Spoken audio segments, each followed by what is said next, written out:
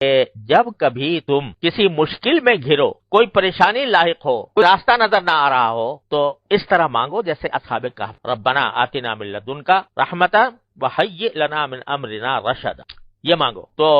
ایسے ہماری قدرت کے معجزے تمہیں نظر آئیں گے اگر تم نے ڈھنگ سے مانگا، اگر تم نے اہتمام سے مانگا، سوچ سمجھ کر مانگا، تو پھر ایسے تمہیں ہماری قدرت کے اور رحمت کے ایسے معجزے نظر آئیں گے جو تمہیں عجیب لگیں گے، لیکن ہمارے لیے کوئی عجیب، جو کوئی مشکل پیش یہ مانگو۔ اب آج کل لوگ کہتے ہیں کہ بھئی اس دور کے اندر دین کے اوپر مکمل عمل کرنا جو ہے بڑا مشکل ہو گیا، ماحول خراب ہے، چاروں طرف فسق و فجور کی آگ بھڑکی ہوئی ہے، طوفان گرم ہے، جھوٹ کا، غیبت کا، بہتانوں کا، اور لوگوں کو ایذا پہنچانے کا، اور عریانی کا، فحاشی کا، بد نظری کا طوفان ہے۔ اب لوگ کہتے ہیں کہ بھئی ہم کیسے بچیں اس سے؟ بعض لوگ کہتے ہیں کہ اگر ہمیں صحابہ کرام کے زمانے میں پیدا کیا ہوتا تو ہم بھی اسی جیسے ہو جاتے، لیکن ہم تو اس 14ویں 15ویں صدی میں پیدا ہوئے ہیں اور ایسے ماحول میں پیدا ہوئے ہیں کہ جو ڈوبا ہوا ہے معصیتوں میں، گناہوں میں۔ آدمی باہر نکلے تو نگاہ کو پناہ نہیں ملتی، مجلس میں بیٹھے تو زبان کو پناہ نہیں ملتی، کان کو پناہ نہیں ملتی، کوئی نہ کوئی مسئلہ انسان کے ساتھ رہتا ہے۔ تو کہاں جائیں، کس طرح ہم اپنے آپ کو بچائیں؟ تو اللہ تعالیٰ نے بتا دیا کہ اس طرح بچاؤ کہ ہم سے مانگو۔ کیا مانگو؟ ربنا آتنا من لدنک رحمتا وہیئ لنا من امرنا رشدا، یہ مانگو۔ یا اللہ، چاروں طرف آگ بھڑکی ہوئی ہے، معصیتوں کی، گناہوں کی، ہم شیطان اور نفس کے ہم غلام بنے ہوئے ہیں، اس سے ہم پر چھا گیا ہے، ہم پر مسلط ہو گیا ہے۔ اے اللہ، آپ ہمیں اس مصیبت سے نکال دیجئے، اور آتنا من لدنک رحمتا وہیئ لنا من امرنا رشدا۔ پھر دیکھو کیا ہوتا، ہمارے حضرت پالا فرمایا کرتے تھے کہ یوں سمجھو کہ حشر کا میدان ہے اور اللہ تبارک و تعالیٰ کی بارگاہ میں کھڑے ہیں، اور وہاں اعمال بد کا بلندہ ہمارے سامنے کیا کچھ کیا۔ تو جب باز پرس ہوئی تو آپ نے یہ کہہ دیا جواب میں کہ اللہ میاں، آپ نے تو ہمیں اگر صحابہ کے زمانے میں پیدا کیا ہوتا تو ہم بھی ویسے ہی بن جاتے، لیکن ہمیں تو آپ نے ایسے زمانے میں پیدا کیا کہ چاروں طرف آگ بھڑکی ہوئی تھی اور چاروں طرف معصیتوں کا سیلاب تھا، گناہوں کا سیلاب تھا، حرام کا سیلاب، جہاں جاؤ رشوت کا بازار گرم تھا، کاروبار کرو قدم قدم پر رشوتوں کے مطالبے تھے، اور باہر نکلیں تو ہمارے آنکھوں کو پناہ نہیں ملتی تھی، اور خود ہمارے گھروں کے اندر جو ہے وہ عریانی اور فحاشی کا ایک بڑا سیلاب خود ہمارے ہاتھوں میں موجود تھا۔ تو ایسے میں ہم کیا کرتے؟ آپ نے پیدا ہی ایسے وقت میں کیا تھا۔ بظاہر تو تم نے جواب ایسا دے دیا کہ جو ہے اس کو سمجھنا چاہیے، لیکن اگر باری تعالیٰ اس کے جواب میں یہ پوچھ لے کہ ٹھیک ہے، ہم نے پیدا کیا تھا تمہیں ایسے ماحول کے اندر، ظلمتوں کا ماحول تھا، معصیتوں کا ماحول تھا، لیکن کیا کبھی ہم سے مانگا تم نے؟ کیا تم نے کبھی ہم سے مانگا کہ یا اللہ، یہ چاروں طرف یہ آگ بھڑکی ہوئی ہے، اس سے ہمیں نکال دیجئے؟ تم سے گناہ اگر چھوٹ نہیں رہا تھا تو ہم سے مانگتے نا کہ یا اللہ چھوٹ نہیں رہا، چھڑوا دیجئے، اور عزم کے ساتھ مانگتے کہ یہ چھڑوا دیجئے، اور ہمیں اپنا تابع فرمان بنا لیجئے، ہمیں اتباع سنت کی توفیق عطا فرمائیے۔ یہ مانگتے نا ہم سے، مانگا کہ اگر مانگا تو بے شک تمہارا عذر جو ہے وہ ٹھیک ہے کہ ہم نے تو آپ سے مانگا بھی تھا، آپ نے دیا ہی نہیں، لیکن ہم سے مانگا کب؟ اگر مانگتے اور اگر ہم نہ بھی دیتے تو تمہارے لیے ایک عذر تھا، تمہیں پھر بھی ہم جنت میں داخل کر، لیکن جب تم نے ہم سے مانگا ہی نہیں، جبکہ ہم بار بار کہہ رہے تھے کہ ان اللہ علی کل شیء قدیر، ان اللہ علی کل شیء قدیر، کوئی چیز ہم سے بعید نہیں تھی، کوئی چیز ہم سے عجیب نہیں تھی، اور پھر بھی تم نے ہم سے نہیں مانگا، تو بتاؤ اس کا کیا جواب ہے؟ تو اس سے معلوم ہوا کہ آدمی اگر کوئی گناہ چھوڑ نہیں پا رہا ہے، اپنے آپ کو مجبور سمجھ رہا ہے، مجبور حقیقت نہیں ہوتا لیکن نفس اس کو مجبور قرار دیتا ہے، تو کم از کم اللہ تبارک و تعالیٰ سے مانگتا تو رہے کہ ربنا آتنا من لدنک رحمتا وہیئ لنا من امرنا رشدا۔ یہ تو ورد زبان ہونا چاہیے، یہ تو قدم قدم پر آدمی کو مانگنا چاہیے کہ مجھے راستہ دے دیجیے، خود نکال دیجیے، آپ کوئی راستہ اپنے پاس سے نکال۔ تو اگر کوئی بندہ یہ کرے تو کم از کم وہ ایسا ہوگا کہ اس کو اپنے کیے پر ندامت بھی ہو رہی ہے، شرمندگی بھی ہو رہی ہے، چھوڑنا بھی چاہ رہا ہے، لیکن وہ مبتلا ہے، تو اللہ تبارک و تعالیٰ کی بارگاہ میں حاضر ہو کر کم از کم اپنا عذر تو پیش کر رہا ہے، اور اس کی برکت سے یقیناً، اس میں کوئی شبے کی بات نہیں ہے کہ یقیناً اس کو راستہ ملے گا۔ بعض اوقات کچھ دیر لگ جاتی ہے، 350 سال لگ گئے، 309 سال، لیکن بعض اوقات کچھ دیر لگ جاتی ہے، لیکن ملتا ضرور ہے اگر کوئی مانگنے والا ہو۔ تو یہ ایک عجیب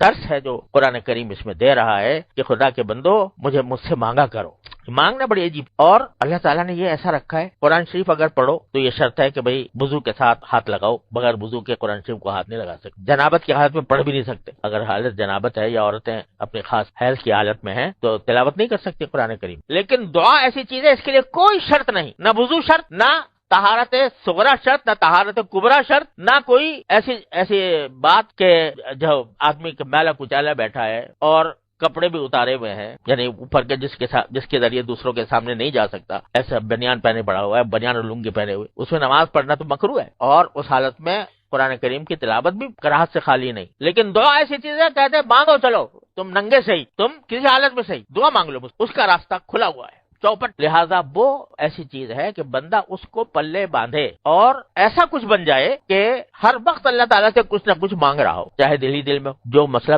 پیدا ہو گیا اس کو مانگ لے اللہ میں سے، چھوٹا ہو گیا بڑا ہو۔ حدیث میں رسول کریم صلی اللہ علیہ وسلم نے ارشاد فرمایا کہ اگر تمہارے جوتے کا تسمہ بھی ٹوٹ جائے تو اللہ سے مانگو۔ یہ کیا بات ہوئی؟ تسمہ ٹوٹ گیا تو موچی کے پاس جائیں، اس سے ٹھیک کرائیں، کہتے وہاں بعد میں جانا، پہلے اللہ سے مانگ لینا، اللہ سے مانگ لینا۔ یہ اللہ کے ساتھ تعلق پیدا کرنے کا، اس کو مضبوط کرنے کا، اس سے زیادہ قریب کا راستہ کوئی اور نہیں ہے جتنا اس سے مانگ۔ حضرت ثانوی رحمۃ اللہ علیہ فرماتے ہیں کہ کم از کم ایسے تو ہو جاؤ کہ جیسے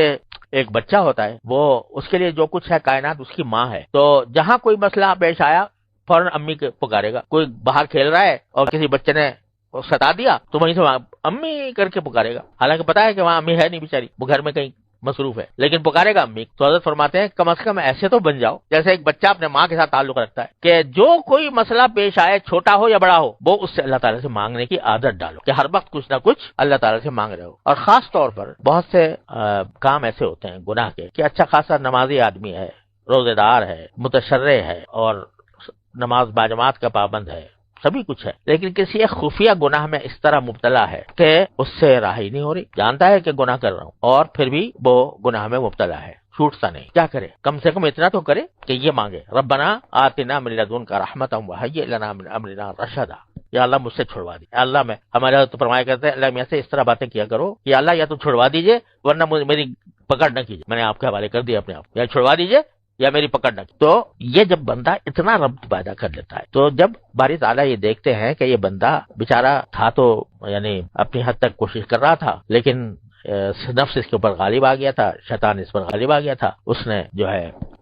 اس کو مجبور کر رکھا تھا، لیکن ساتھ ہی ہمارے سے لگاؤ ضرور تھا، ہم سے تعلق تھا، ہم سے مانگتا تھا، تو اس کو محروم نہیں فرمائیں گے۔ حدیث میں واقعہ بیان فرمایا نبی کریم صلی اللہ علیہ وسلم نے کہ ایک شخص تھا، کفن چور تھا، کفن چور، اس سے زیادہ رذیل پیشہ شاید ہی کوئی ہو، کہ قبریں کھود کے مردوں کے کفن نکالتا تھا اور بیچا کرتا تھا۔ جب اس کے مرنے کا وقت آیا تو اس نے اپنے بیٹوں کو وصیت کی کہ دیکھو بیٹا، اگر ایسا کرنا کہ جب میں مر جاؤں تو میرے پہلے تو لاش کو آگ لگا کے جو اس کی راکھ بچے، راکھ ہو، اس راکھ کو ذرا محفوظ رکھنا، یہاں تک کہ کوئی ایسا وقت آئے جس میں آندھی چل رہی ہو، بہت تیز ہوا چل رہی ہو، اس وقت لے جا کے میری اس راکھ کو سمندر کے پاس اڑا دینا کہ اس کے ذرے سارے دریا میں، سمندر میں بکھر جائے۔ کیوں بکھر جائے؟ کیونکہ اگر اللہ میں نے مجھے کہیں پکڑ لیا تو میرا کچھ ٹھکانہ نہیں ہوگا، اگر اللہ میاں کا بس چل گیا مجھ پر تو میرا کچھ ٹھکانہ نہیں ہوگا، لہذا ذرے کہیں پھینک دو کہیں سمندر میں، اس طرح کے وہ جمع نہ ہو سکے۔ اب بیوقوفی کی بات تھی، پتا ہے کہ بھائی اللہ میاں کیا وہ جمع نہیں کر سکتے اس کے ذرات، تو بظاہر تو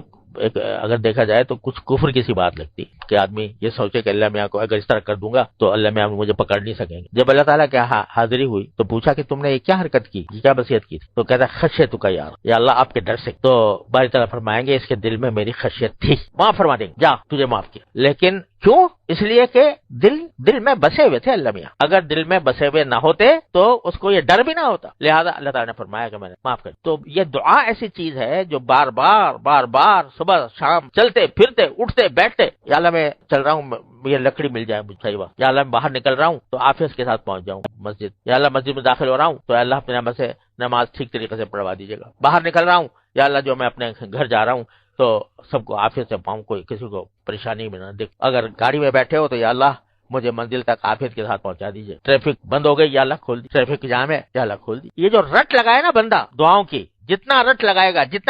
گا اتنا ہی اللہ تعالیٰ کے ساتھ تعلق مضبوط ہوگا، اور یہ تعلق کا مضبوط ہونا ہی سب سے بڑی کام۔ تو بھائی جب بھی کہیں مشکل میں گھرو، چاہے وہ مشکل دنیاوی ہو یا دینی ہو، اس آیت کو اور اس دعا کو حرز جان بنا، ربنا آتنا من لدنک رحمتا وہیئ لنا من امرنا رشدا، اس لیے بتایا یہ قصہ سارا اللہ تبارک و تعالیٰ۔ تو اللہ تعالیٰ اپنے فضل و کرم سے ہمیں توفیق عطا فرمائے، مانگتے رہنے کی، مانگتے بن جاؤ اللہ تعالیٰ، ہر وقت کچھ نہ کچھ مانگتے رہو، پھر دیکھو کیا ہوتا ہے۔ ہو نہیں سکتا کہ پھر اللہ تعالیٰ ایسے آدمی کو مردود کر، ایسے آدمی کو جہنم کا ایندھن بنائے جو ہر وقت اللہ تبارک و تعالیٰ سے رابطہ رکھے ہوئے ہے، ہر وقت اس سے تعلق رکھے ہوئے ہے، ہر وقت اس سے